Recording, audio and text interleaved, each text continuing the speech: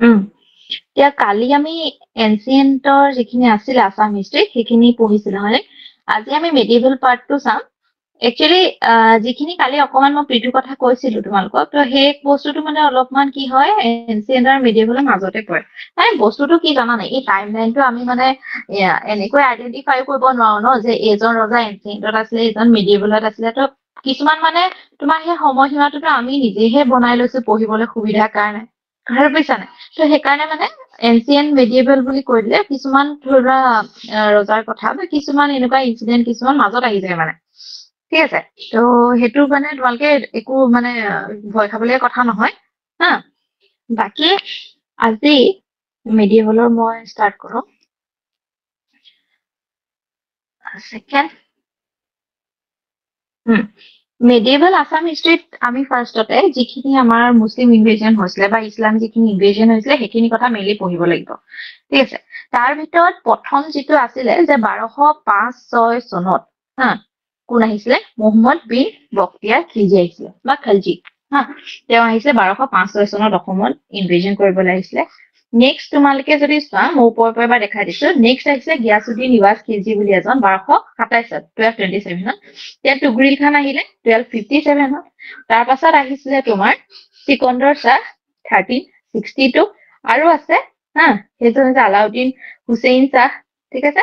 তো এনেকে তোমাৰ কেইবাটাও মুছলিম ইনভেজন হৈছিলে এইখিনি তোমালোকক এনেকৈ ফ্ল'চাৰ্টত দিয়া হৈছে ইনভেজন খিনি ঠিক আছে তো এতিয়া আমি এটা এটাকৈ কোননো আহিছিলে কেনেকৈ ইনভেজন কৰিছিলে সাকসেস হৈছিলে কি নাই হোৱা সেইখিনি কথা অলপমান ডিসকাস কৰিম মই প্ৰথম কৈছো যে কোন আহিছিলে মহম্মদ বিন বাখতিয়াৰ খিলজী আহিছিলে 1205-6 ঠিক আছে ইয়াত এই যে মহম্মদ বিন বখতিয়াৰ খিলজী আহিছিলে এই কাহিনীটো তেওঁ যে আহিছিলে এই হিষ্ট্ৰীটো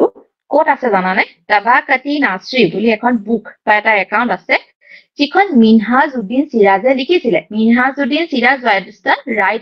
ৰাইটাৰ অফ তাবাকাতি নাছৰী তো তাতে এই কিতাপখনত তাবাকাতি নাছৰীত মহম্মদ বিন বাখতিয়াৰ খিলজীৰ আমাৰ কামৰূপ ইনভেজন বা অসম আক্ৰমণৰ কথা তাতে লিখা আছে ঠিক আছে তো ইয়াৰ পৰা কুৱেশ্যন কি আহিব প্ৰথম আহিব পাৰে ফাৰ্ষ্ট মুছলিম ইনভেজন কোনে কৰিছিলে মহম্মদ বিন বখতিয়াৰ খিলজী কেতিয়া কৰিছিলে 1205-6 তাৰপিছত তাবাকাতি নাছৰী কোনে লিখিছিলে মিনহাজউদ্দিন চিৰাজে হল এইকেইটা কুৱেশ্যন তোমাৰ আহি গল নেক্সট চাবা মহম্মদ বিন বখতিয়াৰ খিলজী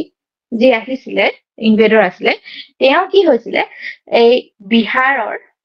গভৰ্ণৰ আছিলে মানে কি হৈছিলে যেতিয়া দিল্লী সালতানাত আছিলে তোমালোকে মেডিয়েবল হিষ্ট্ৰীত পঢ়িবা মানে ইণ্ডিয়াৰ যি কথা কৈ আছো যেতিয়া ইয়াতে দিল্লীত তোমাৰ দিল্লী সালতানাত আছিলে দিল্লীত মানে কি হৈছিলে যিখিনি তোমাৰ আহি পেলাই ইয়াতে ৰুল কৰিছিলেহি হয়নে তো তাৰ ভিতৰত প্ৰথম ৰজাজন আছিলে কুতুবুদ্দিন আইবাক হয়নে কুতুবুদ্দিন আইবাক বহি আছিলে ইয়াত চেণ্টাৰত বহাৰ পাছত তেওঁ যিবিলাক জেগাত তোমাৰ নিজে নিজে কি কৰিছিলে ইনভেজন কৰিছিলে তাত তেওঁ এজনকৈ গভৰ্ণৰ এজন নিযুক্তি দিছিলে কথাটো বুজিছা তো বিহাৰ যেতিয়া তেওঁ জিকিলে বিহাৰ যেতিয়া নিজৰ কন্ট্ৰললৈ আনিলে তো বিহাৰত গভৰ্ণৰ পাতি দিলে ইয়াক মহম্মদ বিন বখতিয়াৰ খিলজীক ঠিক আছে তো এতিয়া বিহাৰৰ পৰাটো অসমখন বা প্ৰাগজ্যোতিষ ভূখণ্ডটো অলপ উচাচৰি হয় তো বখতিয়াৰ খিলজীয়ে কি কৰিব বখতিয়াৰ খিলজীয়ে বিচাৰিব যে তেওঁ যিটো কিংডমটো আছে আণ্ডাৰ তোমাৰ কুতুবুদ্দিন আইবাকৰ আণ্ডাৰ তো সেইটো আৰু অলপ এক্সপানশ্যন হোৱাটো বিচাৰিব তেওঁ বিহাৰৰ পৰা অসমৰ ফালে বা নৰ্থ ইষ্টৰ ফালে তেওঁলোকৰ দিল্লী সালতানাতৰ যিটো বাউণ্ডেৰী সেইটো এক্সটেণ্ড কৰিব বিচাৰিছিলে কথাটো বুজিছা তো সেইকাৰণে কি কৰিছিলে মহম্মদ বিন বখতিয়াৰ খিলজীয়ে অসম আক্ৰমণ কৰিছিলে ঠিক আছে আকৌ ইয়াৰ পৰা কি কুৱেশ্যন আহিব পাৰে যে মহম্মদ বিন বখতিয়াৰ খিলজী ক'ৰ গভৰ্ণৰ আছিলে বিহাৰৰ আছিলে কাৰ টাইমত আছিলে কুতুবুদ্দিন আইবাক দিল্লী চুলতানত কুতুবুদ্দিন আইবাকৰ সময়ত বিহাৰৰ গভৰ্ণৰ আছিলে ঠিক আছে নেক্সট তোমাৰ চাবা সি যেতিয়া আহিলে বখতিয়াৰ খিলজী আহি পালে ইয়াতে তেওঁ এজন মেচ এটা হেৰি নহয় জানো এটা জাতি নহয় জানো মেচ তো এই মেচ ট্ৰাইবৰ এজন মানুহ লগ পালে তেওঁৰ নাম হৈছে আলী মেচ হা তো তাক কি কৰিছিলে তাক প্ৰথমতে ইছলাম ফেইথলে কনভাৰ্ট কৰিছিলে তো ইয়াতে কুৱেশ্যনটো এইটো কুৱেশ্যনৰ কাৰণে ইফেক্টটো দিয়া হৈছে যে the name of the men বা the person who was converted to Islam by Muhammad bin Bakhtiyar Khilji তো আলী মেচ ঠিক আছে তো এইটো তেওঁ কি আছিলে মেচৰ চিফ তো তেওঁ সহযোগত তেওঁ মহম্মদ বিন বখতিয়াৰ খিলজী অসম আক্ৰমণ কৰিছিলে নেক্সট পইণ্ট সেই সময়ত মহম্মদ বিন বখতিয়াৰ খিলজীয়ে যেতিয়া অসম আক্ৰমণ কৰিছিলে অসমৰ ৰজা বা কামৰূপৰ ৰজা কোন আছিলে পৃথু অৰ বিশ্বসুন্দৰ দেৱা হল যিটো আমাৰ এইটো কি হৈছে লাষ্ট মেইনছত লিখিবলৈ আহিছিলে এবাউট পৃথু এতিয়া এই পৃথুৰ যিটো আছিলে কি কয় কিংডম আমাৰ কামৰূপত আছিলে that was very powerful হা তো তেওঁলোকে কি হৈছিলে they were able to defend them তো ডিফিট কৰিলে বখতিয়াৰ খিলজীয়ে আৰু অসম মানে নিজৰ আণ্ডাৰত আনিবলৈ যিটো তাৰ সপোন আছিল সেইটো পূৰণ নহলগে আৰু কথাটো বুজিছানে his army was defeated by then কামৰূপৰ ruler পৃথু or বিশ্বসুন্দৰ দেৱা হৈছে তো এই যে ডিফিট হল এই কাহিনীটো ক'ত লিখা আছে কানাই বৰশী ৰক ইনস্ক্ৰিপশ্যনত লিখা আছে যিটো বৰ্তমান নৰ্থ গুৱাহাটীত আছে তাত লিখা আছে এনেকৈ on the 13th of September in the Sakarat 1127 the troops coming into Kamrupa were destroyed এই কথাটো এনেকৈ লিখা আছে কানাই বৰশী ৰক ইনস্ক্ৰিপশ্যনত তো ইমানখিনি আছিলে তোমাৰ বখতিয়াৰ খিলজী অসম আক্ৰমণৰ কথা হ'ব ঠিক আছে তোমালোকে নিজে এবাৰ পঢ়ি যাবা পিছত নেক্সট আহিলে গিয়াসুদ্দিন ইৱাজ খিলজী তেওঁ কেতিয়া আহিছিলে 27 গিয়াসুদ্দিন ইৱাজ খিলজী যেতিয়া আহিছিলে সেই সময়ত তোমাৰ দিল্লী সুলতান আছিলে ইলতুৎমিছ কুতুবুদ্দিন আইবাক মনত আছে নহয় দিল্লী সুলতান আছিলে ফাৰ্ষ্ট কুতুবুদ্দিন আইবাকৰ পিছত সেকেন্ড দিল্লী সালতানাতৰ ৰজাজন হৈছে ইলতুৎমিছ কুতুবুদ্দিন আইবাকৰ ভনী কি কয় জোঁৱাইক আছিলে ঠিক আছে তো যেতিয়া তোমালোকে দিল্লী সালতানাত পঢ়িবা হা তো তাতে কি আছিলে প্ৰথম স্লেভ ডাইনেষ্টি আছিলে খিলজী ডাইনেষ্টি আছিলে তো তেনেকৈ টোটাল 5টা ডাইনেষ্টি আছিল ঠিক আছে তো তাৰ ভিতৰত সেই যিটো স্লেভ ডাইনেষ্টি আছিলে তাৰে প্ৰথম ৰজাজন নাম আছে কুতুবুদ্দিন আইবাক আৰু সেকেন্ড জনৰ নাম হৈছে ইলতুৎমিছ তো ইলতুৎমিছ যেতিয়া ৰজা আছিলে সেই সময়ত ইলতুৎমিছৰ টাইমত বেংগলৰ গভৰ্ণৰ আছিলে গিয়াসুদ্দিন ইৱাজ খিলজী আৰু সেই গিয়াসুদ্দিন ইৱাজ খিলজীও আহিছিলে আকৌ অসম আক্ৰমণৰ কাৰণে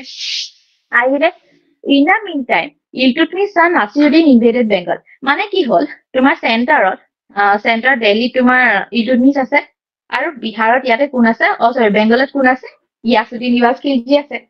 গিয়াসুদ্দিন ইৱাজ খিলজীয়ে ভাবিলে কি মই অসম আক্ৰমণ কৰিবলৈ যাওঁ সেই সময়ত ইলতুৎমিছৰ পুতেক নাছিৰুদ্দিন আহি পালে আকৌ সি আহি ক'ত পালে সি বেংগল পালে সি নাছিৰুদ্দিনে তো নাছিৰুদ্দিনে বেংগল কেলে পালে তো বেংগলৰ গোটেই টেৰিটৰিটো সি নিজৰ আণ্ডাৰত আনিম বুলি ভাবি ললে ঠিক আছে তো পুতেকে মানে এই তো নাছিৰুদ্দিনে বেংগলখন নিজৰ আণ্ডাৰত আনিবলৈ আহিলে তাৰপিছত এইফালেতো গিয়াসুদ্দিন ইৱাজ খিলজী অসম আক্ৰমণৰ কাৰণে ওলাই আহিছিলে ন সি এতিয়া ধৰি আহিলে ধৰি কামৰূপা পালেহি বাট তাৰ সেইটো যিটো ইনভেজন আছিলে সেইটো ইনকমপ্লিট হল কাৰণ সিটো এতিয়া নিজৰ বেংগলখনটো বচাব লাগিব যিহেতু সি বেংগলৰ গভৰ্ণৰ আছিলে তাৰপিছত গিয়াসুদ্দিনে আকৌ গৈ পালে নাছিৰুদ্দিনক ডিফিট কৰিবৰ কাৰণে বেংগল গুচি গল তো অসম আক্ৰমণটো যিটো গিয়াসুদ্দিনৰ সেইটো ইনকমপ্লিট হৈ থাকিলে কথাটো বুজিলা কোন হৈছিলে in the meantime Iltutmish son Naseeruddin invaded Bengal hearing the news Iwaz that is Ghiasuddin Iwaz Khilji hurried back to Bengal but he was defeated and put to death but এই গিয়াসুদ্দিন ইৱাজ খিলজী ইলতুৎমিছৰ পুতেক নাছিৰুদ্দিনে মাৰি পেলালে that is নাছিৰুদ্দিনে বেংগল এৰিয়াটো কব্জা কৰি ললে হৈছে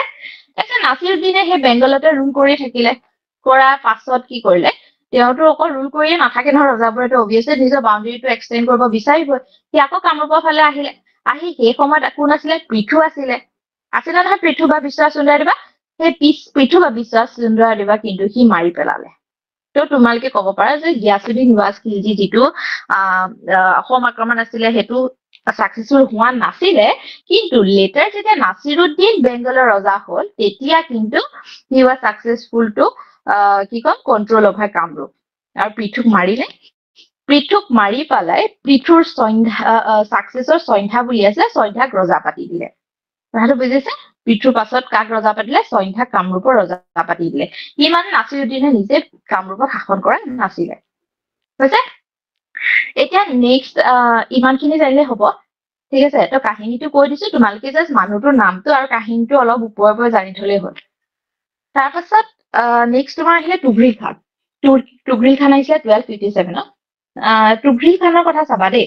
এতিয়া সন্ধ্যা যে আছিলে পৃথুৰ সাকসেসৰ নাছিৰুদ্দিনৰ ৰজা পতাটো কামৰূপৰ তো সন্ধ্যাই কি কৰিলে আমাৰ অসমত সেই সময় চুতীয়া বংশটো আছিলে চুতীয়া ডাইনেষ্টি আছিলে ঠিক আছে তো চুতীয়াৰ লগত সন্ধ্যাই মানে এটা এলায়েন্স এটা ক্ৰিয়েট কৰিলে এটা ফ্ৰেণ্ডশ্বিপ এটা কৰিলে তো ৱেডিং কৰিছিলে তো কেনেকে কি ৱেডিং কৰিলে সেইখিনি মই চুতীয়া ডাইনেষ্টিটো যেতিয়া পঢ়াম ন তো তেতিয়া সিহঁতৰ কিংডমটো পঢ়াতে কৈ দিম তো জাষ্ট এইটোৱে মনত ৰাখিবা যে সন্ধ্যা চুতীয়াসকলৰ লগত এটা ৱেডিং এলায়েন্স এটা কৰিছিলে তাৰপিছত নেক্সট কি হ'ল এইটো হেৰিয়ে সন্ধ্যাৰ কথা কৈ আছে দেই তুঘ্ৰীল খানৰ কথা কোৱা নাই Sandhya occupy certain portion of Gaura সন্ধ্যাই কি কৰিলে গৌৰা যে মই কৈছিলো যে গৌৰাৰ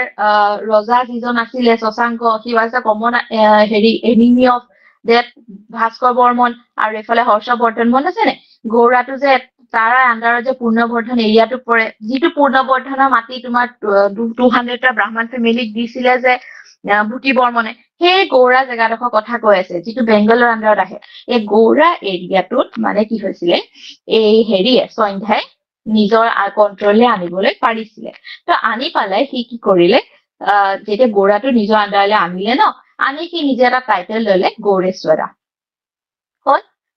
এতিয়া এইটো কুৱেশ্যন হ'ব পাৰে হু টুক দা টাইটেল গৌৰেশ্বৰা সন্ধ্যা তো গৌৰেশ্বৰা কিয় নাম লৈছে যেতিয়া গৌৰাখন তেওঁ নিজৰ আণ্ডাৰত আনিলে তাৰপিছত গৌৰেশ্বৰা নামটো লৈছিলে তাৰ পাছত সেই যেতিয়া সন্ধ্যা ৰজা হৈ আছিলে তুঘ্ৰীল খান the governor of Bengal marched against him in 1257 তো তুঘ্ৰীল খান কি হ'ল বেংগলৰ গভৰ্ণৰ আছিলে সি 1257 আহিলে আহি পেলাই আকৌ মানে একচুৱেলি সেই গৌৰা এৰিয়াটো আকৌ যে লৈ পেলাই সন্ধ্যাই নিজকেতো ইণ্ডিপেণ্ডেণ্ট টাইপ ঘোষণা কৰি দিছিলে কথাটো বুজা নাই সি গৌৰাখন পালে তো পাই লৈ পেলাই সি নিজকে গৌৰেশ্বৰৰ নাম ললে যে আই এম ইণ্ডিপেণ্ডেণ্ট মোৰ দিল্লীৰ লগত আৰু ইয়াৰো একো খেল নাই কথাটো বুজিছা তো তুঘ্ৰীল খান সেই সময়ত আকৌ বেংগলৰ গভৰ্ণৰ হৈছে কি ভাবিলে আকৌ এতিয়া আমি আকৌতো ইনভেজন কৰি ইয়াক নিজৰ আণ্ডাৰলৈ আনিব লাগিব সন্ধ্যাক তো সেইকাৰণে তুঘ্ৰীল খানে 1257 আকৌ কামৰূপ ইনভেজন কৰিছিলে হৈছে তাৰপিছত the sultan was killed and his army defeated Sandhya shifted the capital from Kamrupa Nagar to Kamrup এতিয়া যদিও মানে তোমাৰ তুঘ্ৰীল খান আহিছিলে তো তুঘ্ৰীল খানৰ যিটো হেৰি আছিলে তো আনসাকসেসফুল হ'ল এটেকটো হ'ল আনসাকসেসফুল হ'ল তো সন্ধ্যাই ভাবিলে যে এইডোখৰত যদি কামৰূপৰ ওচৰতে থাকো তেতিয়াহ'লে আকৌ দিল্লীৰ কোনোবা আহিব গভৰ্ণৰ মোক আকৌ আক্ৰমণ কৰিব তো সেইকাৰণে সি কি কৰিলে তাৰ যিটো কেপিটেল কামৰূপা নগৰৰ পৰা কমতাপুৰলৈ ডেট ইজ নৰ্থ বেংগললৈ ব্ৰহ্মপুত্ৰ নৰ্থ বেংগললৈ সি শিফ্ট কৰি দিলে তো সেইকাৰণে সন্ধ্যাক কি বুলি কোৱা হয় he was the founder of Kamatapur একদম মনত ৰাখিবা who was the founder of Kamatapur Sandhya ঠিক আছে তাৰপিছত therefore the Kamarupa king assumed the title Kamateshwara বা কামেশ্বৰা তো তাৰ পাছত কি হৈছিলে যেতিয়া কিংডমখন তোমাৰ নৰ্থ বেংগলত লৈ গ'ল ডেট ইজ কমতাপুৰলৈ লৈ গ'ল তাৰ পাছত খেন লাইন আহিলে খেন লাইন অফ কিংছ তো খেন লাইন অফ কিং মানে খেন বংশ বুলি যে কয় খেন বংশৰ ৰজা তো সেইখিনি ৰজাখিনি আহিছিলে আৰু সেই সময়তে হুছেইন শ্বাহে এটেক কৰিছিলে তো সেই কথাখিনি অকমান চাই লওঁ হা তো নীলধ্বজ খেন uniting the strength of several Bhuyas established his authority over the whole Komata মানে কি হৈছিলে সেই সময়ত ভূঞা যিখিনি মানুহ আছে তো ভূঞাখিনি were like powerful ঠিক আছে তো ভূঞাখিনিৰ মানে তেওঁলোক যিখিনি আছিলে তো সেইখিনি ডাইৰেক্টলি তোমাৰ মানে ৰুল কৰা তেওঁলোকে ইমান নাছিলে মানে ঠিক আছে তো তেওঁলোকৰ কি হ'ল মানে এনেকৈ ৰজাক ধৰি লোৱা এনেকৈ টেক্স দি পেলি আছিলে তো তাৰ পাছত নীলধ্বজ খেনে কি কৰিলে সেই ভূঞাখিনিক মানে একগোট কৰিলে ইউনাইট কৰিলে তাৰপিছত ইউনাইট কৰি পেলাই কৰিলে কি যে মানে তেওঁ নিজৰ এটা মানে বংশ এটা ষ্টাৰ্ট কৰিব বিচাৰিলে নীলধ্বজ খেনে আৰু ভূঞাখিনিক লগ লগাই নীলধ্বজ খেনে কি কৰিলে খেন বংশ প্ৰতিষ্ঠা কৰিলে ফাৰ্ষ্ট লাইনটো সেইটো বুজাইছে নীলধ্বজ খেন uniting the strength of several Bhuyas established his authority over the whole Komata তো obviously না সন্ধ্যা টাইমতেতো সেইফালে কমতাপুৰলৈ লৈ গৈছিলে তো এই জেগাডোখৰত কোনে আহিলে এতিয়া খেন লাইন ষ্টাৰ্ট কৰিলে নীলধ্বজ খেনে তো নীলধ্বজ খেন was the founder of Khen line of kings হ'ল the dynasty was founded by Nilodhaj was called Khen dynasty which had 3 kings only Khen dynasty to Khen dynasty to অকল তিনিজন ৰজাহে আছিলে প্ৰথমজনটো তেওঁ নিজে Niladhwaj Khen he was the first হ'ল second জনৰ নাম হৈছে নীলধ্বজ খেনৰ পুতেক চক্ৰধ্বজ খেন চক্ৰধ্বজ আৰু থাৰ্ড জন হৈছে নীলাম্বৰ তিনিজনে ৰজা আছিলে খেন ডাইনেষ্টি হ'ল নীলধ্বজ চক্ৰধ্বজ নীলাম্বৰ খেন ডাইনেষ্টি আকৌ কৈছো খেন ডাইনেষ্টি কি আছিলে যে ভূঞাখিনিক একগোট কৰি পেলাই খেন ডাইনেষ্টি এষ্টাব্লিছ কৰিছিলে তাৰ পাছত বেংগল চুলতান Alauddin Hussain Shah led a campaign. The territory up to Hazu was annexed to domain of Sultan. This is the first success of the Muslim in the history of medieval Assam. The Sultan set up his son Daniel as the ruler of Komota. তো সেই সময়ত কি হৈছিলে আলাউদ্দিন হুছেইন শাহে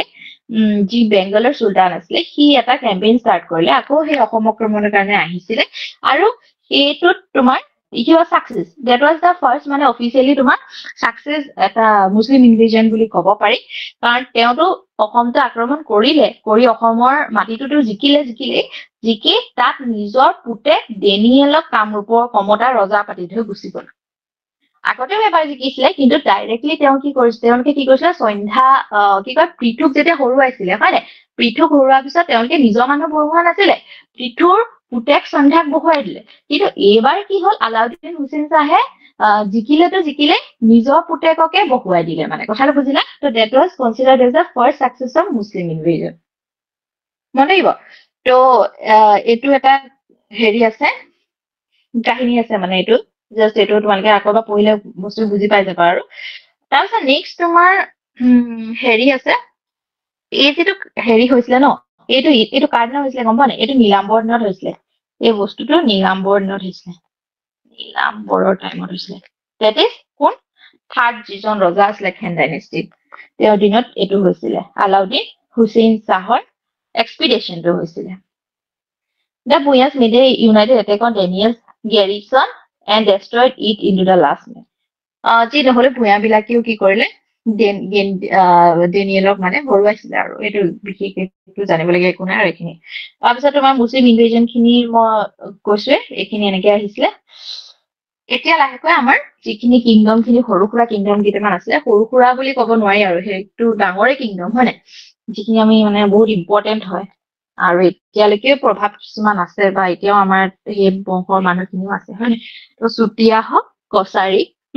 সেইখিনি কথা আৰু আহোমখিনি start কৰিম আমি কোচখিনিও আছে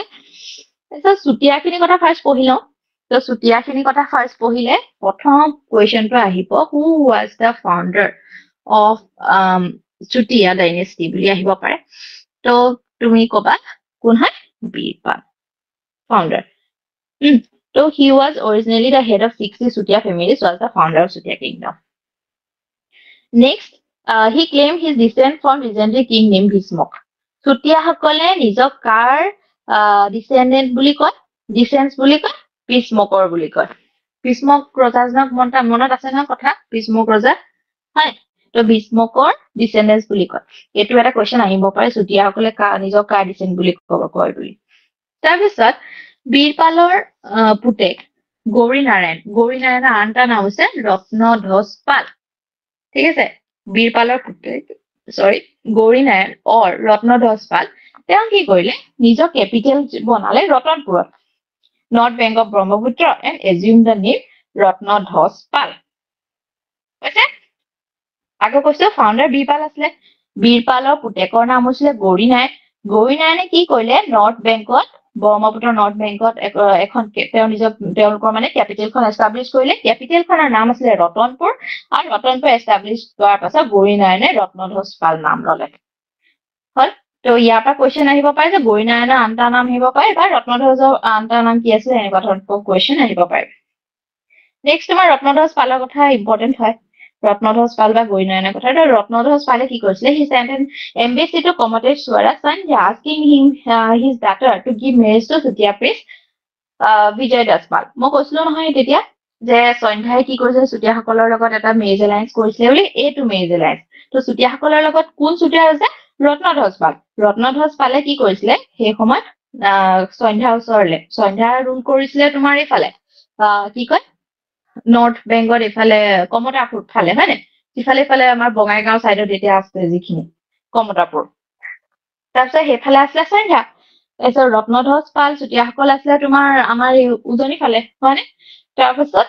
তেওঁলোকে কি কৰিছে মেৰিজ এলায়েন্স এষ্টাব্লিছ কৰিছিলে তাৰপিছত ৰত্নধ্বজ পালে এজন এম্বেচি দূত এটা পঠাই দিলে কমতাশ্বৰলৈ তাৰপিছত ক'লে কি যে তেওঁৰ জীয়েকক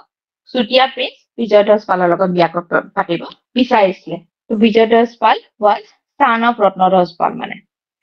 তাৰপিছত আৰু এটা কথা আছে যে ৰত্নধ্বজ পালৰ আৰু এটা ষ্টৰী আছে যে ৰত্নধ্বজ পালে তেওঁৰ এজন হেৰি পুতেকক গৌৰালে পঠাইছিলে পঢ়িবৰ কাৰণে ফৰ হায়াৰ এডুকেশ্যন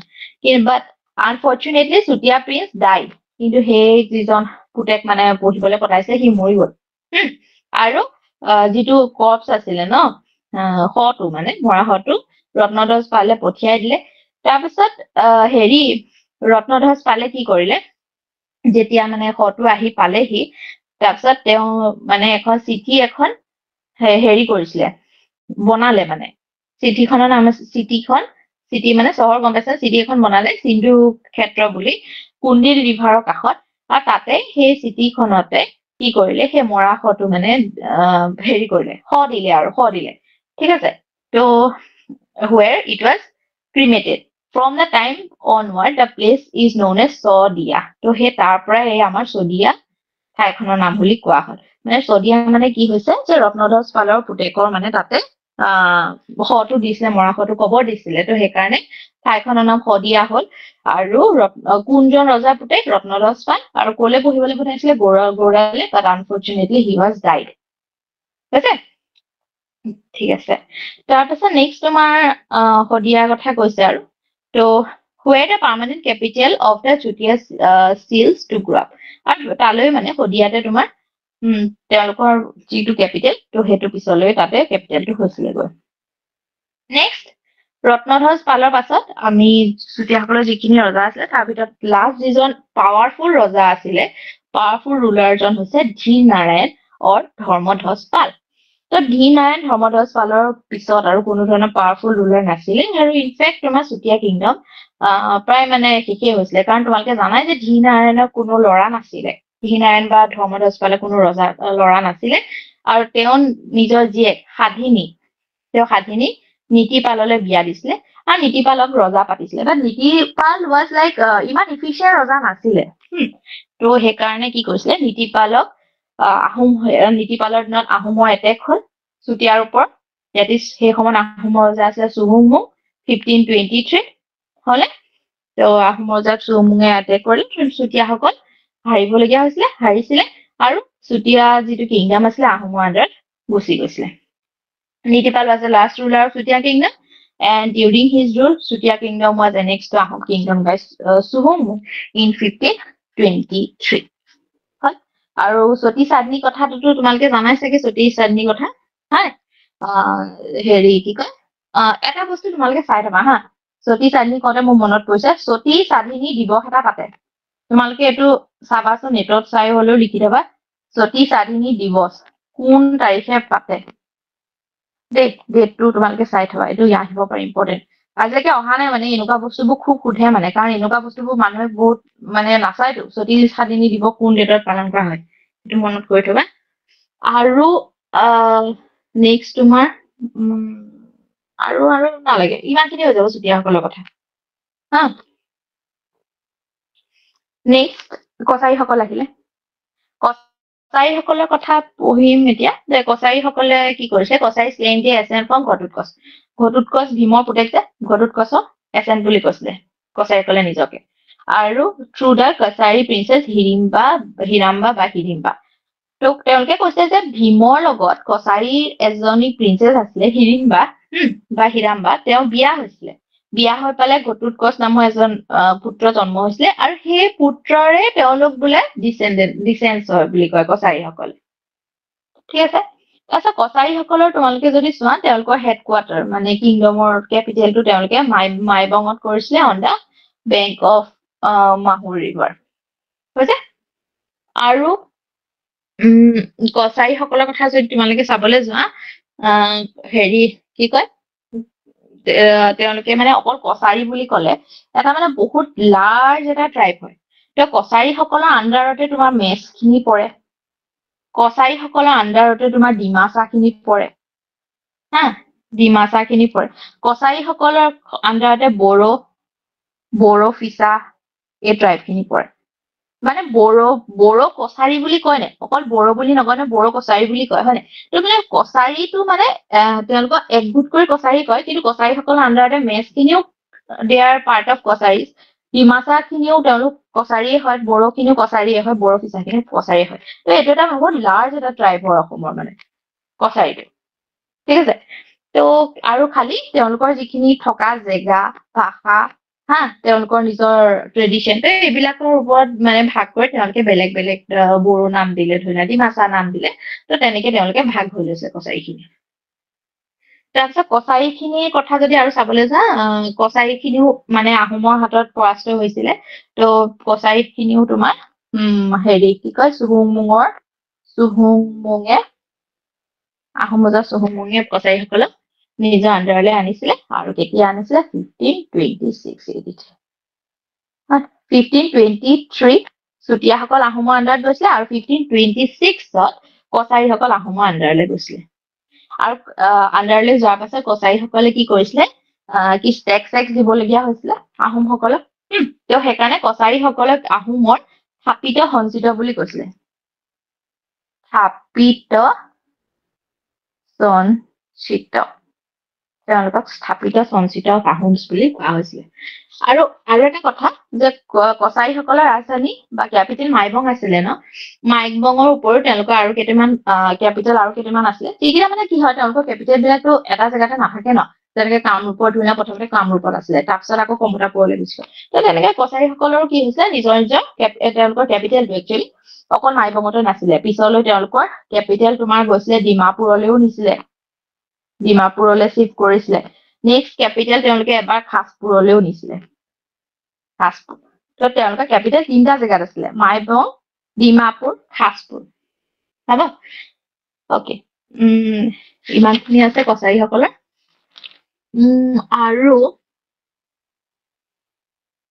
আৰু এটা তোমালোকে জানি থবা কছাৰীসকলৰ, ইয়াতে মই লিখি দিওঁ। তেওঁলোকে আহোমৰ আণ্ডাৰত কৰিছিলে 1526 ন কছাৰীসকল। ঠিক তেনেকে আকৌ কি হৈছিলে, কোচসকলৰ আণ্ডাৰতো গৈছিলে, কোচৰ আণ্ডাৰতো গৈছিলে। তো সেইটো গৈছিলে 1562। উল্টাই দিবা, আহোমৰ আণ্ডাৰত গৈছিলে 1526 কছাৰীসকল, আৰু কোচৰ আণ্ডাৰত গৈছিলে 1562। কোচসকলে মানে নিজৰ আণ্ডাৰত কৰি লৈছিলে কছাৰীসকলক। আৰু বাকী ইমানখিনি হৈ যাব। আৰু বাকী কোচখিনি পঢ়িলে আকৌ কছাৰীৰ লগত আমি ৰিলেশ্যনটো আকৌ এবাৰ ডিছকাছ কৰিম। এতিয়া ধৰ্মনাৰায়ণ আৰু দুৰ্লভ নাৰায়ণৰ কথা অকমান পঢ়ি লওঁ হা। এতিয়া ধৰ্মনাৰায়ণ আৰু দুৰ্লভ নাৰায়ণ, তোমালোকে এইখিনিৰ পৰা মই ফাৰ্ষ্ট পঢ়ি দিছো। The rulers in succession of Sadia were Sindhu Rai, Rupnarayan, Singhadas. Later, Singhadas was killed by Minister Pratap Das. At the death of Pratap Das, the throne was seized by his cousin Dharmanaran. The kingdom was divided, Durlabh Narayan taking the northern and eastern part along the city of Kamatapur, and Dharmanaran, his uncle, retaining the rest, which included Rangpur and Moimanjim. মানে ধৰ্মনাৰায়ণ আৰু ধীনাৰায়ণৰ কথাটো এনেকুৱা যে যেতিয়া তোমাৰ হেৰি সন্ধ্যা আছিলে যে কমতাপুৰৰ, সেই এৰিয়াখিনিৰ কথা ডিছকাছ কৰা হৈছে। কমতাপুৰলৈ আহা, আকৌ বঙাইগাঁও চাইডলৈ আহা। তো তাতে কি হয়, সন্ধ্যাৰ পিছত তোমাৰ সিন্ধু ৰায়, ৰূপনাৰায়ণ, সিংহদছ কাল এনেকে আছিলে। তাৰপিছত তাৰ পিছত যিজন ৰজা আছিলে, সেইজন এজন ইম্পৰ্টেণ্ট ৰজা আহি গ'ল, প্ৰতাপধ্বজ। তো প্ৰতাপধ্বজৰ কি হ'ল, যেতিয়া মৰিলে, মৰাৰ পাছত প্ৰতাপধ্বজে যেতিয়া কমতা এৰিয়াটোত আছিলে, তো প্ৰতাপধ্বজৰ পিছত তেওঁৰ কাজিন ধৰ্মনাৰায়ণে এৰিয়াটো লৈ ললে। কিন্তু প্ৰতাপধ্বজৰ নিজৰ পুতেক এজন আছিলে, পুতেকজনৰ নাম আছিলে দুৰ্লভ নাৰায়ণ। তো দুৰ্লভ নাৰায়ণে এই আংকুলকৰ লগত, ডেট ইজ ধৰ্মনাৰায়ণৰ লগত কলে কি যে এৰিয়াটো ভাগ কৰিব লাগে, হয় নে? কাৰণ দুৰ্লভ নাৰায়ণতো বাপেকৰ মানে দেউতাকৰ হয় নাই এৰিয়াটো। অবভিয়াছলি মানে কি হ'ল, ভাগ হ'ল। ভাগ হোৱাৰ পাছত যিটো নৰ্থ ইষ্টাৰ্ণ পাৰ্ট আছিলে কমতাপুৰখনক লৈ, সেইটো ললে দুৰ্লভ নাৰায়ণে, আৰু ধৰ্মনাৰায়ণে বাকী এৰিয়াখিনি ৰংপুৰ ময়মনসিংহখিনি ভাগ কৰিলে। মানে দুভাগত ভাগ কৰিলে, সেই কথাটো এই থাৰ্ড পইণ্টটোত লিখা আছে। এবাৰ ভালকে পঢ়িবা, কথাটো বুজি পাই যাবা। তাৰপিছত নেক্সট তোমালোকে চাবা, after the conclusion of the treaty, Dharmanarayan sent 14 families of learned Brahmins and Kayastha to the later kingdom, with Kayastha Chandivar, the great grandfather of Shankardeva, as a leader. তাৰপিছত কি হৈছিলে, তোমাৰ ধৰ্মনাৰায়ণে 14টা ব্ৰাহ্মণৰ ফেমিলি পঠিয়াইছিলে, ব্ৰাহ্মণ কায়স্থ family এই দুৰ্লভ নাৰায়ণৰ কোৰ্টলৈ পঠিয়াই দিলে। কাৰণ অবভিয়াছলি ন সেই সময়তো অলপমান পঢ়া শুনাটো গুৰুত্ব দিছিলে আৰু তো অবভিয়াছলি তো ব্ৰাহ্মণ হৈ গ'লে যিহেতু মানে পঢ়া শুনা অলপ সেইটো আছিলে তো সেইকাৰণে পঠিয়াই দিলে আৰু যে অলপ শিক্ষা দীক্ষাৰ ক্ষেত্ৰত ভাল হবলৈ তো এই যে 14 ফেমিলিজ অফ ব্ৰাহ্মণ পঠাইছিলে দুৰ্লভ নাৰায়ণৰ কোৰ্টলে তাৰ ভিতৰত এজন কোন আছিলে জানানে এজন ইম্পৰ্টেণ্ট আছিলে কায়স্থ চণ্ডীবৰ এই কায়স্থ চণ্ডীবৰ এটা কাৰণে ইম্পৰ্টেণ্ট এই কায়স্থ চণ্ডীবৰ আছিলে আমাৰ শংকৰদেৱৰ গ্ৰেট গ্ৰেট গ্ৰেণ্ডফাদাৰ ঠিক আছে জাষ্ট ৰিলেশ্যনটো তোমালোকক দেখুৱাইছে আৰু বেলেগ একো নাই তো কায়স্থ চণ্ডীবৰৰ কথা এনেকে আহিব পাৰে who was a great great grandfather of Sankardev Kayastha Chandibar and কি আছিলে he was among the 14 families of learn Brahmans and Kayastha হল আৰু তেওঁলোকক কোনে কলৈ পঠিয়াইছে ধৰ্মনাৰায়ণে দুৰ্লভ নাৰায়ণৰ কোৰ্টত পঠাই দিছিলে তাৰপিছত দুৰ্লভ নাৰায়ণৰ কথা কৈছিলে দুৰ্লভ নাৰায়ণে যেতিয়া চণ্ডীবৰ আহিলে দুৰ্লভ নাৰায়ণৰ কোৰ্টত তো দুৰ্লভ নাৰায়ণে চণ্ডীবৰক দেৱী দাসা টাইটেলটো দিলে শংকৰদেৱৰ মানে হেৰি ককাক গ্ৰেট গ্ৰেট গ্ৰেণ্ডফাদাৰ তাৰপাছত বৰদোৱাৰ ওচৰতে থাকিবলৈ জেগাও দিলে আচ্ছা Ram Saraswati popularly known as Kaviratna Saraswati Hem Saraswati adorned his god এই মানুহখিনি হৰিহৰ বিপ্ৰ ৰাম সৰস্বতী হা বা কবিৰত্ন সৰস্বতী হেম সৰস্বতী এই মানুহখিনি ফেমাছ আছামিজ পয়েট খিনি দুৰ্লভ নাৰায়ণৰ কোৰ্টত আছিলে এইখিনি জানি থবা আৰু বাকী তোমালোকৰ ক'ত গ'ল অকে দুৰ্লভ এইকেইটা কথা লিখি থোৱা হা এটা লিখি থোৱা কোনে ইয়াত লিখা আছে বাৰু important books by Harihar Bipra Ram Saraswati and Hem Saraswati সেইকেইটা দি দিওঁ হেম সৰস্বতীয়ে তোমাৰ কি লিখিছে প্ৰথম হৰিহৰ বিপ্ৰৰ কথা লিখি দিওঁ হৰিহৰ বিপ্ৰৰ কেইখনমান বুকছ লিখি ল'বা বব্ৰু বাহনৰ যুদ্ধ বব্ৰু বাহনৰ যুদ্ধ ছেকেণ্ড লৱ কুশ যুদ্ধ হল আৰু থাৰ্ডখন হৈছে তাম্ৰ ধ্বজৰ যুদ্ধ তো তাৰমানে যিখন যুদ্ধ কিতাপ দেখা সেইখন হৰিহৰ বিপ্ৰই লিখিছিলে দেই বব্ৰু বাহনৰ যুদ্ধ লৱকুশৰ যুদ্ধ আৰু তাম্ৰধ্বজৰ যুদ্ধ হৈছে হৰিহৰ বিপ্ৰৰ তিনিখন important book next Ram Saraswati important book কেইখনো লিখি থবা ৰাম সৰস্বতীক আৰু কি নামে জনা যায় কবিৰত্ন সৰস্বতী ঠিক আছে তো ৰাম সৰস্বতী ইম্পৰ্টেণ্ট বুক কেইখন লিখি থবা এখনে আছে জয়দ্ৰথ বধ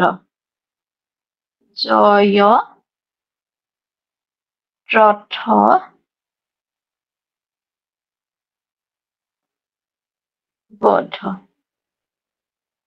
ঠিক আছে জয়দ্ৰথ বধ নেক্সট লাষ্টজন আছে হেম সৰস্বতী তো হেম সৰস্বতী ইম্পৰ্টেণ্ট কিতাপ কেইখন তোমালোকে লিখি থবা প্ৰহ্লাদ চৰিত নেক্সট হৰগৌৰী সংবাদ হৰগৌৰী সংবাদ হয় এইখন কোনে লিখিছিলে হেম সৰস্বতী ঠিক আছে আৰু আকৌ কৈছো এই তিনিজন কাৰ কোৰ্টত আছিলে এই তিনিজন হৰিহৰ বিপ্ৰ ৰাম সৰস্বতী হেম সৰস্বতী দুৰ্লভ নাৰায়ণৰ কোৰ্টত আছিলে হা দুৰ্লভ বুলি লিখি থৈছো দুৰ্লভৰ কোৰ্টত আছিলে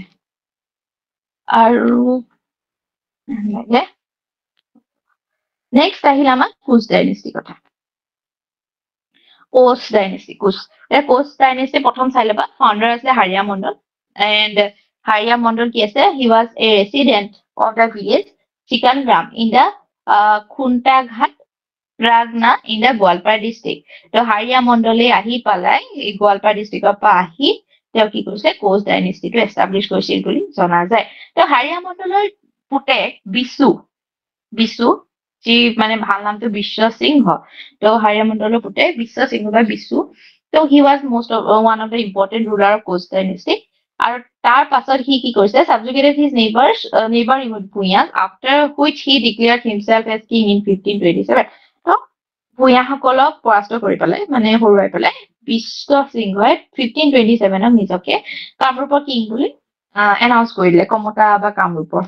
কৈছে কাৰণ এইটো নৰ্থ বেংগতে আছে ঠিক আছে তো his kingdom was called as Koch Bihar which is capital Kamatapur তো সি কি কৰিলে তাৰ নিজৰ কিংডমটো কি নাম দিলে কোচ বিহাৰ নাম দিলে কামৰূপ নহয় এণ্ড ইজ কেপিটেলটো কমতাপুৰে আছিলে হৈছে তাৰপিছত এই বিশ্বসিংহৰ পুতেক দুজন আছিলে এজন হৈছে নৰনাৰায়ণ হয়নে আৰু আনজন কোন আছিলে চিলাৰায় হয়নে তো নৰনাৰায়ণৰ কথা প্ৰথম পঢ়ি লোৱা তো নৰনাৰায়ণৰ কথা লিখিছে বিশ্বসিংহৰ এল্ডেষ্ট জন ডাঙৰজনক অভিয়াছলি ৰজা পাতিলে মল্লদেৱ তো মল্লদেৱে ৰজা হয় তেওঁ নিজে নাম ললে নৰনাৰায়ণ এই কুৱেশ্যনটো এবাৰ মেবি যোৱা বছৰ এটা আগৰ বছৰ এপিএছচিত আহিছিলে নেকি মল্লদেৱৰ ভাল নামটো নে চিলাৰায়ৰ ভাল নামটো এনেকুৱা কিবা এটা লিখিবলৈ আহিছিলে মানে এইকেইটা আহে মানে নামকেইটা দেই আৰু এইটো কি আছিলে যে মই কি কৈছিলো যে বিশ্বসিংহৰ দুটা পুতেক আছিলে দুজন পুতেক আছিলে মল্লদেৱ ডাঙৰ আছিলে মল্লদেৱ যেতিয়া ৰজা হৈ তেওঁ নিজে নৰনাৰায়ণ নাম ললে তাৰপিছত নৰনাৰায়ণ নাম লোৱাৰ পাছত তেওঁক যিখিনি মানে কি কম কিংডমৰ যিখিনি হেৰিত তাতে হেল্প কোনে কৰিছিলে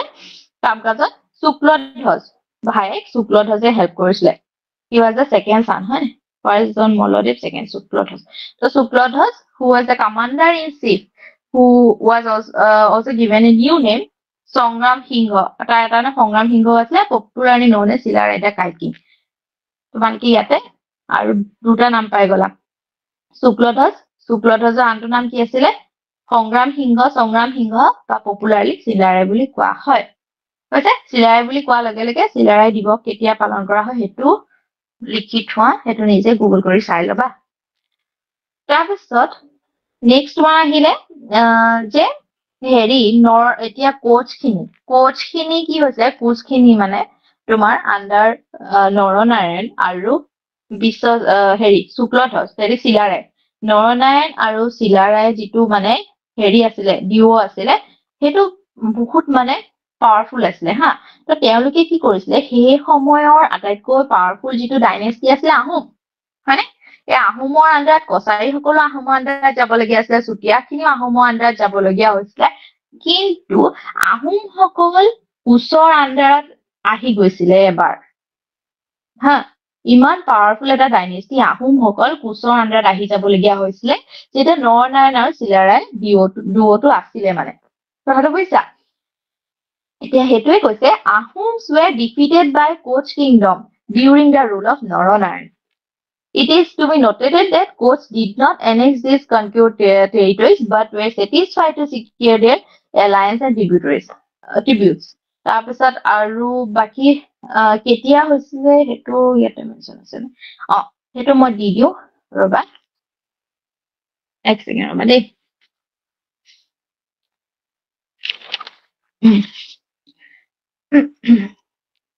ইয়াতে লিখি দিওঁ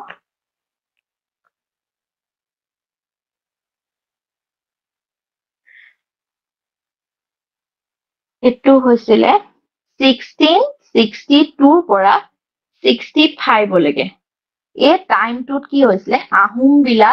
আহোমসকল মানে কোচৰ আণ্ডাৰত আছিলে কোচে এনেক্স কৰি থৈছিলে এই টাইম ডিউৰেশ্যনটো আৰু সেই সময়ত আহোমৰ ৰজা আছিলে তোমাৰ এইটো জানা নাই খুৰা ৰজা যে চুখামফা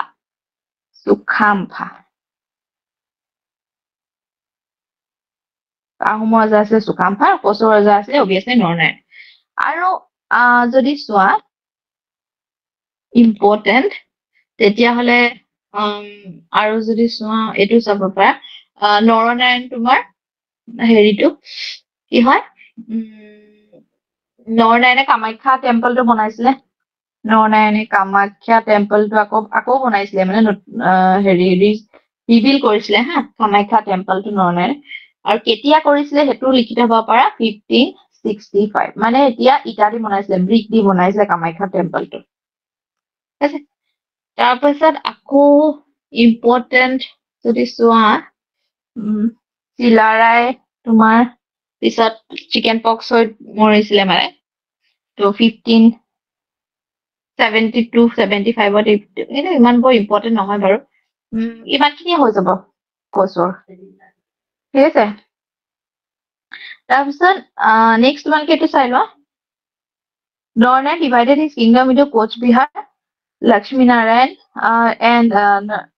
Lakshmi Narayan and Narayana's son, and Koch Hazur, Raghudev, Chilar's son. মানে নৰনাৰায়ণে পিছলে কি কৰিছিলে নিজৰ যিটো টেৰিটৰি আছিলে তো তাক দুটা ভাগত ভাগ কৰাই দিলে কোচ বিহাৰ আৰু কোচ হাজো আৰু যিটো কোচ বিহাৰ এৰিয়াটো লক্ষ্মী নাৰায়ণ দেট ইজ নৰনাৰায়ণৰ পুতেকে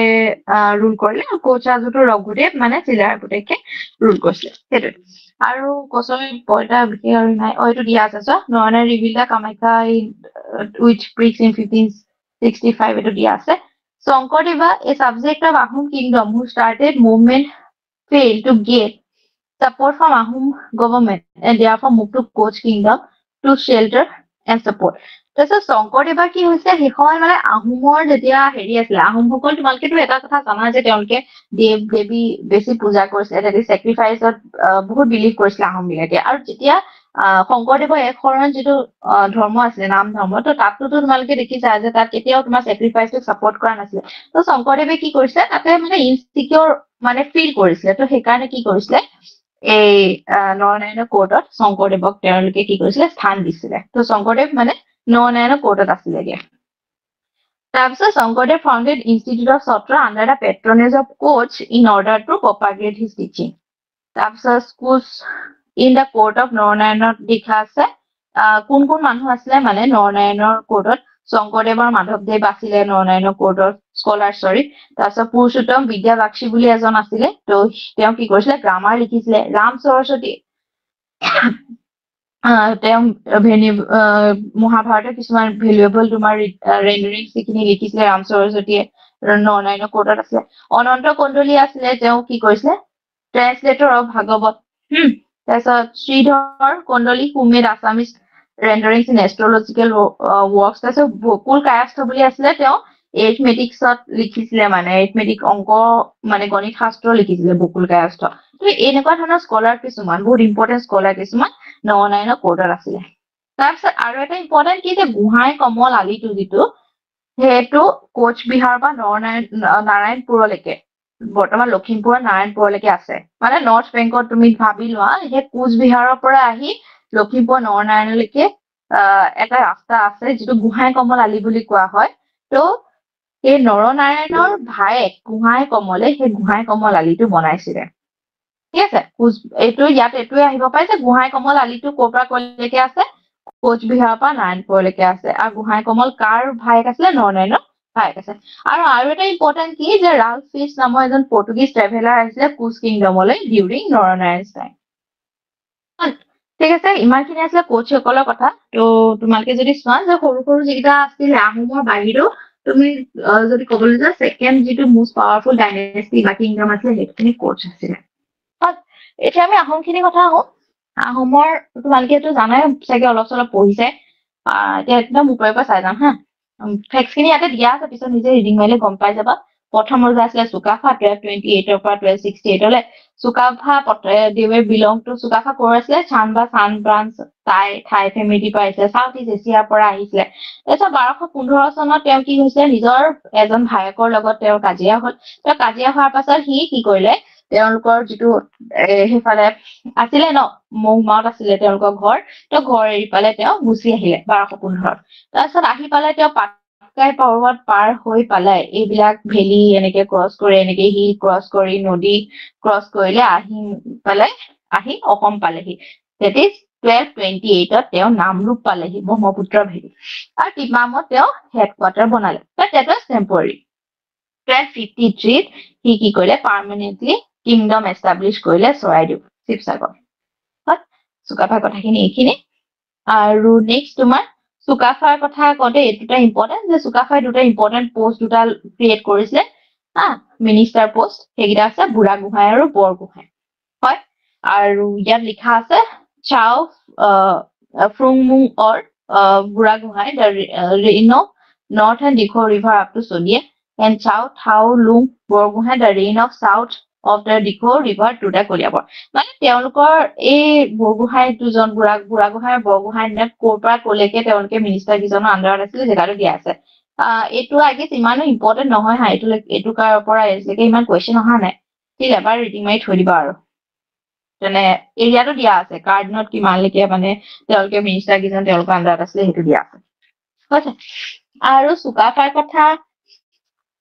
যদি চাবলৈ যোৱা চুকাফা মৰিছিলে 1268ত আৰু বাকী নালাগে চুকাফাৰ পুতেক আছিলে চুতেউফাৰ বৰ এটা ইম্পৰ্টেণ্ট একো নাছিলে চুকাফাৰ পিছত চুতেউফা আহিলে আৰু নেক্সট তোমাৰ কি কৰিলে নিজৰ বাউণ্ডেৰীটো নামদাঙলৈকে আনিলে ঠিক আছে চৰাইদেউৰ পৰা নামদাঙলৈকে আনিলে মানে এইফালে ৱেষ্টৰ ফাললৈ আনি আছে তাৰপিছত চুতেউফাৰ পিছত নেক্সট ৰজা হ'ল চুবিংফা তাৰপিছত আহিলে চুখাংফা তাৰপিছত আহিলে চুখ্ৰাংফা তাৰপিছত চুতুফা বাট তেওঁলোকৰ দিনত বৰ এটা বৰ ইম্পৰ্টেণ্ট ইনচিডেণ্ট একো হোৱা নাছিলে কাৰণে সেইকেইটা আমি নপঢ়িলেও হ'ব তাৰপিছত আহিলে এজন ইম্পৰ্টেণ্ট ৰুলাৰ চুডাংফা 1397 পৰা 1407 তেওঁক চুডাংফা বামুণী গোৱা বুলি কোৱা হয় একচুৱেলি কি হৈছিলে আহোমৰ টাইমত তোমালোকে এনেকে চাবা যে তেওঁলোকৰ দিনত এনেকুৱা এটা পলিচি টাইপৰ এনেকুৱা আছিলে যে কেতিয়াবা কি হয় ৰজা কিজন নামতহে থাকে একচুৱেল ৰুলটো কৰিছিলে মিনিষ্টাৰ কিজনে মিনিষ্টাৰ এট ইজ বুঢ়াগোহাঁই বৰগোহাঁইখিনি হা তো মানে কি হৈছিলে এটা পলিটিত এটা হেৰি আছে ৱৰ্ড আছে ডি ফেক্টো আৰু ডি জুৰি তো ডি জুৰি মানে জুৱেলাৰী টাইপৰ মনত কৰি লোৱা ডি জুৰি ইজ লাইক যোনে মানে দেখাবলে জাষ্ট মানে ৰজা হৈ থাকে বাট ডি ফেক্টো যোনে আচলি কামটো কোনে কৰি থাকে মিনিষ্টাৰ খিনি তো কিং খিনি ডি জুৰি হিচাপে আছিলে আৰু মিনিষ্টাৰ খিনি ডি ফেক্টো আছে তো মিনিষ্টাৰে যেনেকে কৈছিলে যে এইটো কৰিলে এইটো কৰা হ'ব তো মিনিষ্টাৰৰ মতে কিং খিনি চলিছিলে তো এনেকুৱা ধৰণৰ বহুত কেইটা ইনচিডেণ্ট আমাৰ আহোমৰ পাৰ্টত পঢ়িলে আমি দেখা পাওঁ ঠিক আছে তো সেই সময়ত কি হৈছিলে এনেকুৱা এটা মানে ইনচিডেণ্ট এটা একচুৱেলি আছিলে তো তাৰ কাৰণে কি হৈছিলে চুডাংফাৰ নিজৰ দেউতাক একচুৱেলি তো দেউতাকক মানে টাইমত মিনিষ্টাৰ বিলাক বেছি ডিফেক্ট আছিলে মানে তেওঁলোকে বেছি ৰুল কৰিছিলে আৰু কিংজনে কি কৰিছিলে মানে হেৰি কৰিছিলে কিংজন মানে নিজৰ ঘৈণীয়েকক হা কি চুডাংফাৰ মানে হেৰি মানে যোন ফাদাৰ আছিলে তো ফাদাৰে কি কৰিছিলে নিজৰ ঘৈণীয়েক যেতিয়া মানে হেৰি আছিলে প্ৰেগনেণ্ট আছিলে তো তাইক মানে পঠাই দিছিলে নৰ্থ বেংক মানে হেৰি ফালে নৰ্থ বেংকৰ ফালে তো তাৰপিছত তাই মানে নিজৰ বাচ্ছাটো বচাবৰ কাৰণে এখন বামুণৰ মানে ঘৰত চেল্টাৰ লৈছিলে আশ্ৰয় লৈছিলে তাৰপিছত সেই তাতে তেওঁ কি কৰিছিলে বাচ্ছাক জন্ম দিছিলে আৰু তেওঁৱেই হৈছে চুডাংফা তো বামুণী কোৱা হয় কাৰণ বামুণৰ ঘৰত ডাঙৰ হৈছিলে আৰু দেউতাক মানে পিছলৈ মৰি গৈছিলে আৰু দেউতাকে কি কৈছিলে মৰি গৈছিলে আৰু মিনিষ্টাৰ বিলাক যিহেতু ডিফেক্ট আছিলে আৰু বহুত কিছুমান চিভিল তোমাৰ কাজিয়া কিছুমান আছিলে সিহঁতৰ নিজৰ মাজতে তাৰপিছত যেতিয়া মানে ডাঙৰ হ'ল চুডাংফা ডাঙৰ হ'ল আৰু তেতিয়া মিনিষ্টাৰ বিলাকে গম পালে যে চুডাংফাই একচুৱেলি পিছৰ ৰজা হবলগীয়া ৰজা তো সেইকাৰণে চুডাংফাক আনি পেলাই আকৌ আহোমৰ ৰজা পাতিছিলে কথাটো বুজিছা কিন্তু তেওঁ ডাঙৰ হৈছিলে বামুণৰ ঘৰত এইটো সেইকাৰণে তেওঁ বামুণী কোৱা বুলি কোৱা হয় the first official entry of Hinduism to the Ahom court তো চুডাংফাৰ দিনতে কি হৈছিলে আহোমৰ কোৰ্টত ফাৰ্ষ্ট হিন্দুইজিম এন্ট্ৰি হ'ল কথাটো গম পাইছানে কাৰণ যিহেতু তেওঁ বামুণৰ ঘৰত ডাঙৰ হৈছিলে অভিয়াছলি ন তো হিন্দুইজিমত অলপমানতো ফেইথ আছিলে হয় তাৰপিছত the worship of Vishnu continued along with Ahom Devi Somcheng Somdeo এতিয়া আহোমসকলৰ যিটো দেৱী দেৱতাজনৰ নাম হৈছে সোমচেং বা সোমদেও তো তেওঁলোকৰ কৰি আহিছিলে কিন্তু যেতিয়া চুডাংফা বা বামুণীকৰ আহোমৰ ৰজা হ'ল তেতিয়া বিষ্ণু পূজাও ষ্টাৰ্ট হ'ল আহোমৰ মানে কোৰ্টত হৈছে চুডাংফাৰ পিছত তোমালোকে যদি চুডাংফা আৰু কি কবা চুডাংফা ইমানখিনি জানিলে হ'ব চুডাংফাৰ পিছত নিশ্চয় আছে চুডাংফা পাকফা চুচেনফা চুহেনফা ঠিক আছে আৰু তাৰ পাছত most important one of the most important also is Sumu কথা আছে Sumu in 1539 Sumu এতিয়া অলপ আগতে মই পঢ়াইছো নহয় Sumu অষ্ট্ৰেলিয়া চুতীয়াসকলক এনেক্স কৰিছে তো Sumuৰ আনটা নাম সেইটো হৈছে দিহিঙীয়া ৰজা কিয় বিকজ তেওঁ নিজৰ কেপিটেলটো বকতালৈ লৈ আহিছিলে চোৱা প্ৰথম আছিলে চৰাইদেউ চৰাইদেউৰ পৰা আনিলে নামদাঙৰ ফালে তোমাৰ এক্সটেণ্ড হ'ল তো চৰাইদেউৰ পৰা এনেকে এক্সটেণ্ড কৰিলে নহয় নে তাৰপিছত কেপিটেলটো এতিয়া চিফ চৰাইদেউৰ পৰা কলৈ চিফ কৰিলে চুহুমুঙে বকতালৈ লৈ আহিলে তো আনি পেলাই বকতা একচুৱেলি ক'ত আছে দিহিং ৰিভাৰৰ বেংকত আছে হয় নে দিহিং নদীৰ পাৰত আছে তো সেইকাৰণে তেওঁক দিহিঙীয়া ৰজা বুলি কোৱা হয় চুহুমুঙক হল চুহুমুঙৰ ইম্পৰ্টেণ্ট আৰু কি যে তেওঁ এটা হিন্দু টাইটেল লৈছিলে স্বৰ্গনাৰায়ণ তাৰপিছত চুহুমুং যেতিয়া ৰজা হ'ল তেওঁ এটা নতুন এটা এৰা এটা ষ্টাৰ্ট কৰিলে চাকা এৰা এটা তো ডেট ৱাজ লাইক এৰা মানে গম পাইছা নহয় কেলেণ্ডাৰ টাইপত মানে ষ্টাৰ্ট কৰা যায় কেলেণ্ডাৰ ষ্টাৰ্ট কৰিছে তো date was by calculation cycle of 60 years তো 60 বছৰৰ এটা চাইকেল এটা তেওঁ ষ্টাৰ্ট কৰিলে চাকা এৰাটো এতিয়া এইটো এটা কুৱেশ্যন এইখিনি চব এটা ফেক্ট ইয়াৰ চব লাইনৰ পৰা তোমাৰ এটা কুৱেশ্যন বনিব তাৰপিছত চুহুমুঙৰ দিনৰ ইম্পৰ্টেণ্ট যে তেওঁ আৰু এটা মিনিষ্টাৰ পোষ্ট ইন্ট্ৰডিউচ কৰিলে বৰপাত্ৰ গোহাঁই 1504 আগতে দুটা আছিলে হয়নে বুঢ়া গোহাঁই বৰ গোহাঁই সেইটো চুকাফাৰ দিনতে আছিলে আৰু নেক্সট তোমাৰ চুহুমুঙৰ দিনত কি পোষ্ট ক্ৰিয়েট কৰিলে বৰপাত্ৰ গোহাঁই দেট ইজ 1504 হয় আৰু ইয়াতে এইটো লিখি থোৱা ফাৰ্ষ্ট বৰপাত্ৰ গোহাঁইজনৰ নাম হৈছে Konseng Konseng was the first Borpatra Guhai BP BG ঠিক আছে ফাৰ্ষ্ট বৰপাত্ৰ গোহাঁইজন হৈছে কনচেং চুহুমুঙৰ দিনত তাৰপিছত the first বুৰঞ্জী আছামিজ এন্টাইটেল শ্ৰী শ্ৰী স্বৰ্গনাৰায়ণ মহাৰাজৰ জন্মকথা was written তো তেওঁৰ দিনতে ফাৰ্ষ্ট বুৰঞ্জীখন লিখা আছিলে আৰু ফাৰ্ষ্ট বুৰঞ্জীখনৰ নাম হৈছে এইটো শ্ৰী শ্ৰী স্বৰ্গনাৰায়ণ মহাৰাজৰ জন্মকথা এতিয়া আহোমসকলৰ দিনত অহাৰ পাছতহে মনত ৰাখিবা দেই আহোমসকল অহাৰ পাছতহে অসমত ফাৰ্ষ্ট ৰিটেন যিটো বুৰঞ্জীত লিখা হৈছে সেইটো মানে ইয়াতে ষ্টাৰ্ট হৈছিলে তাৰ আগলৈকে যিখিনি আছিলে ইনস্ক্ৰিপশ্যন তোমাৰ শিলালিপি এইবিলাকত বেছি আছিলে কিন্তু এতিয়া বহুত একৰ্ডিংলি ক্ৰনলজিকেলি মানে ধুনীয়াকে বুৰঞ্জী লিখাটো ষ্টাৰ্ট হৈছিলে আফটাৰ এৰাইভিং অফ আহোমছ তাৰপিছত কৈছিলো নহয় 1523 কি হৈছিলে Chutia kingdom was annex to Ahom kingdom হয়নে আৰু আহোমসকলে চুতীয়া ৰাজ্য যেতিয়া হৰুৱালে 1523 চুতীয়া ৰজা কোন আছিলে নীতিপাল হয়নে হয় তাৰপিছত যেতিয়া হৰুৱাৰ পাছত চুতীয়া কিংডমৰ যিখিনি ঠাই আছিলে সেই ঠাইখিনি তেওঁলোকে এজন অফিচাৰ দি দিলে পদিয়াখোৱা গোহাঁই তেওঁক মানে চদিয়াখোৱা গোহাঁই তাৰ চুতীয়া ৰাজ্যৰ যিখিনি জেগা আছিলে সেইখিনি শাসন কৰিবৰ কাৰণে এডমিনিষ্ট্ৰেশ্যনৰ কাৰণে বহুৱাই দিলে হৈছে চদিয়াখোৱা গোহাঁই এতিয়া চুতীয়া কিংডম মেনেজ কৰিছিলে 1523 এতিয়া ফাৰ্ষ্ট চদিয়াখোৱা গোহাঁইজনৰ নামো এইখিনিতে থৈ দিওঁ ইয়াতে আছে ফ্ৰাচেংমু দা ফাৰ্ষ্ট চদিয়াখোৱা গোহাঁই হৈছে তাৰপাছত এই যে ভিক্টৰীটো হ'ল ডেট ইজ আহোমে যে চুহুমুঙে মানে চুতীয়াসকলক পৰাস্ত কৰিলে ডেট ৱাজ মানে লাৰ্জ ভিক্টৰী ন তেওঁলোকৰ কাৰণে তো তাৰপিছত ৰিকভান চেৰিমনি এটা পাৰফৰ্ম কৰিলে চেলিব্ৰেশ্যন এটা তেওঁলোকে কৰিছিলে এইটো ভিক্টৰীটোক চেলিব্ৰেট কৰিবৰ কাৰণে নেক্সট 1536 কি হৈছিলে whole Dhansiri river along the Kachari possessions up to the Kolong River were annexed to Ahom Kingdom. The administration was placed under a new officer called Morongi Khua Buhai. So 1536 next কি হল কছাৰী সকল annex কৰিলে annex কৰাৰ পাছত কছাৰী সকলৰ যিটো area আছিলে সেইখিনি কোনখন অফিচাৰ আন্ডাৰ দিলে মৰঙি খোৱা গুহাই আন্ডাৰ দিলে 1536 হৈছে তাৰপাছত নেক্সট তোমাৰ যদি চাবলৈ যোৱা 1532 লে আহা 1532 তুৰ্বক খানে ইনভেড কৰিছিলে অসম হয় বাট তুৰ্বক খানৰ যিটো ইনভেজন সেইটো সাকসেসফুল হোৱা নাছিলে হি ওয়াজ ডিফিটেড এন্ড কিড first use of firearm and gunpowder by Ahom তো আহোমে যি তুৰ্বক খানক মানে ডিফেন্ড কৰিবলৈ যিখন যুদ্ধ হৈছে তাতে ফায়াৰআৰ্ম আৰু গান পাউডাৰ ইউজ কৰিছিলে আহোমে তুৰ্বক খানৰ এটেকৰ টাইমত আৰু তুৰ্বক খানৰ টাইমৰ মুলা গাভৰুৰ কথাটো আহি যায় একচুয়ালি তাৰ আগতে এইটো চাই থকা এইটো এটা important point the first ever census took place during the reign of সুপ্ৰেমুগৰ দিনত সেন্সাস হৈছিলে সেন্সাস গম পাইছা ন জনগণনা তো সেইটো কাৰণে ষ্টাৰ্ট হৈছিলে সুপ্ৰেমুগৰ দিনত ঠিক আছে এইটো এটা কোৱেশ্চন হয় এই মুলা গাভৰুৰ তুৰ্বকৰ কথাটো জানানে তো তুৰ্বক যেতিয়া এটেক কৰিছিলে ন মুলা গাভৰু আছিলে ফাচেংমু অফিচাৰ আছিলে মনত আছে নাই চদিয়াখোৱা গোহাঁই তো ফাচেংমুঙৰ ঘৈণীয়েক আছিলে মুলা গাভৰু ফাচেংমুংটোতো মানে হি লষ্ট হিজ লাইফ মানে during da battle of Turbak খান তাৰপিছত মূলা গাভৰুৱে কি কৰিছিলে বহুত মানে পৰাক্ৰমৰে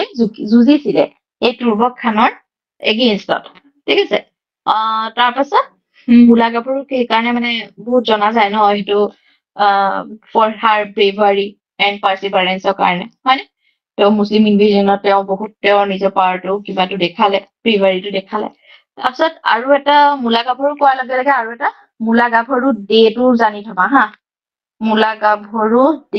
গাভৰু দিৱস কেতিয়া পালন কৰা হয় আই গেছ 29 মে হ'ব লাগে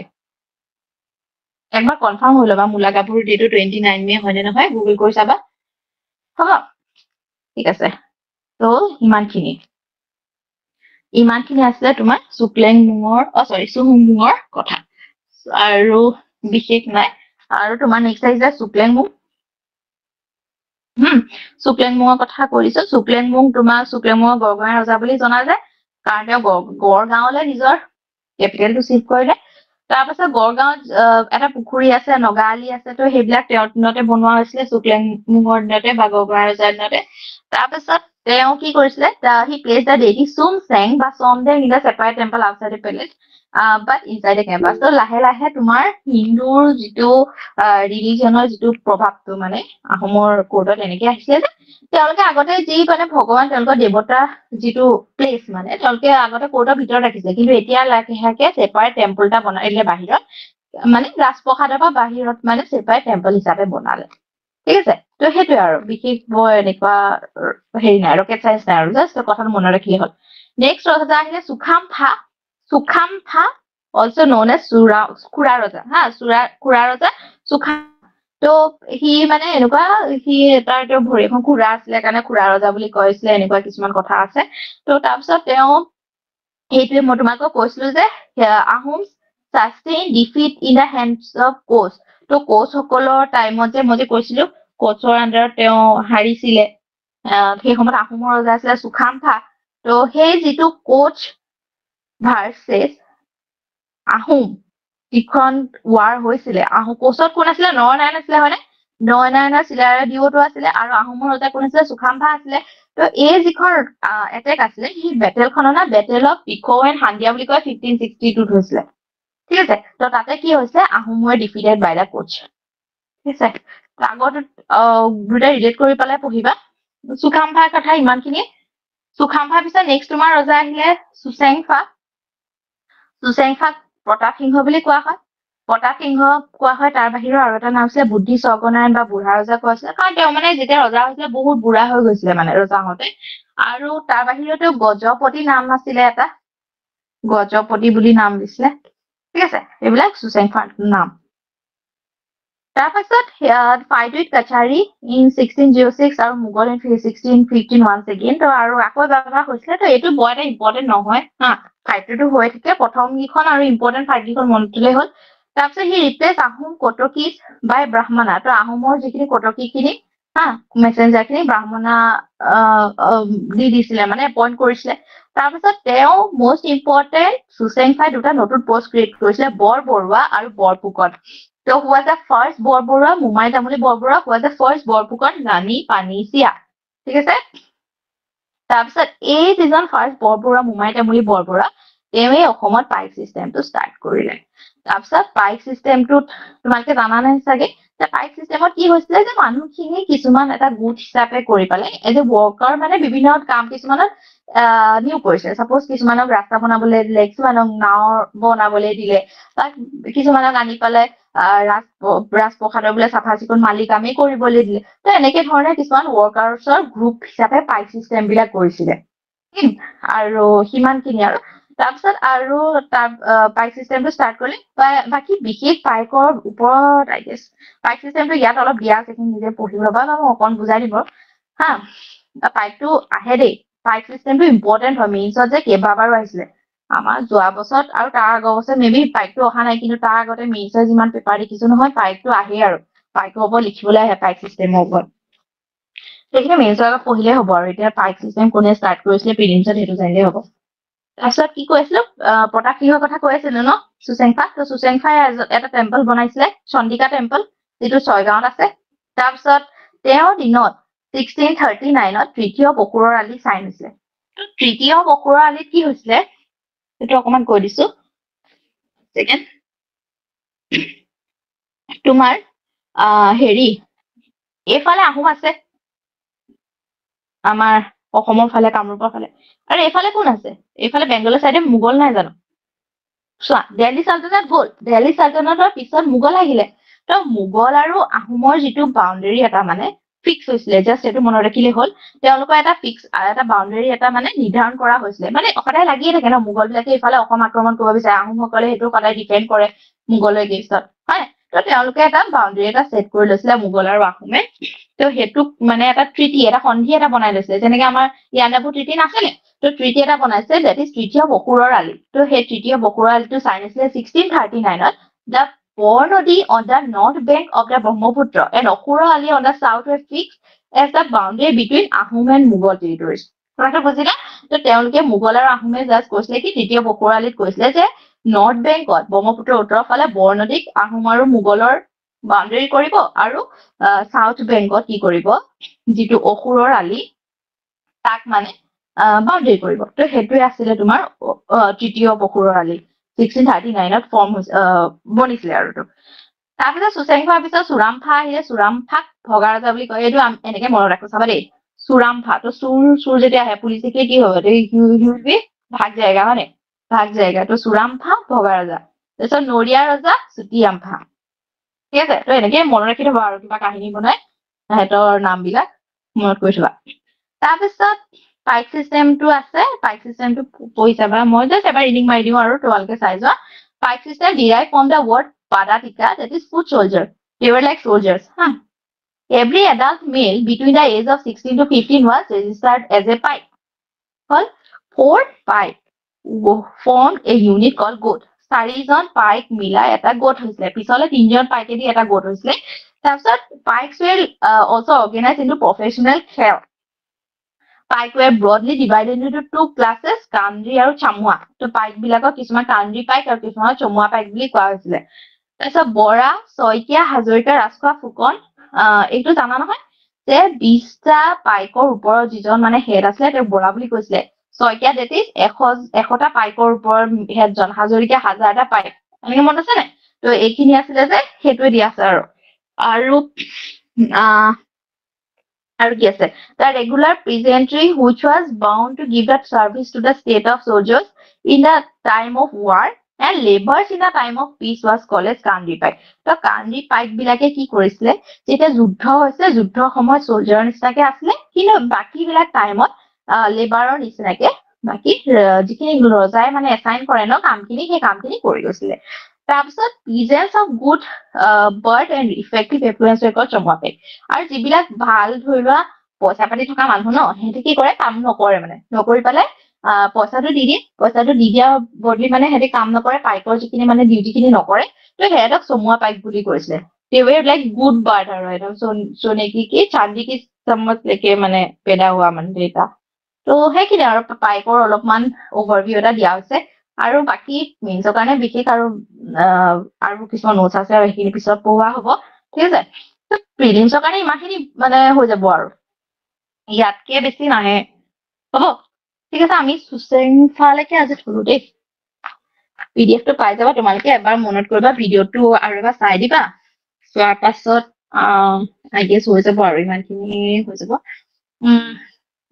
কাইলে তোমাৰ বাকি জয়দেৱ সিংহৰ পৰা আদি কৰি যিখিনি চুটি ছয়মুটিৰ পৰা আদি কৰি যিখিনি আছে হয় সেইখিনি কৰিম আৰু মডাৰ্ণৰ যিখিনি আছে সেইখিনি কৰিম ঠিক আছে